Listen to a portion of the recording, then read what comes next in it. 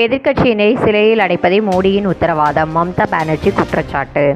வரும் ஜூன் 4ஆம் தேதிக்கு பிறகு எதிர்க்கட்சி தலைவர்களை சிறையில் அடைப்பேன் என்பதுதான் பிரதமர் மோடியின் உத்தரவாதம் என மேற்கு வங்க முதல்வர் மம்தா பானர்ஜி குற்றம் சாட்டியுள்ளார்.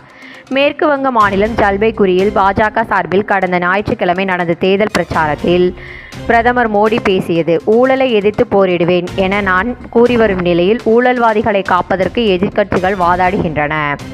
ஜூன் 4ஆம் தேதிக்கு பிறகு ஊழலுக்கு எதிராக கடும் நடவடிக்கை எடுக்கப்படும். ஊழல் செய்யும் எதிர்க்கட்சி தலைவர்கள் அனைவரும் சிறையில் அடைக்கப்படுவார்கள் என்றார். இந்த நிலையில் மேற்கு வங்க மாநிலம் பங்குரா நகரில் திரிணாமுல் காங்கிரஸ் சார்பில் நேற்று நடைபெற்ற தேர்தல் பிரச்சாரத்தில் கட்சி தலைவரும் அம்மாநில முதல்வருமான மம்தா பானர்ஜி பேசியதாவது, பிரதமர் நரேந்திர மோடி தேர்தல் பிரச்சாரத்திற்காக மேற்கு வங்கத்திற்கு வருகிறார். இதில் எனக்கு எந்த பிரச்சனையும் இல்லை. ஆனால் மக்களவை தேர்தல் முடிவுகள் வெளியான பிறகு ஊழலில் ஈடுபட்டுள்ள எதிர்க்கட்சியினர் மீது கடும் நடவடிக்கை எடுக்கப்படும்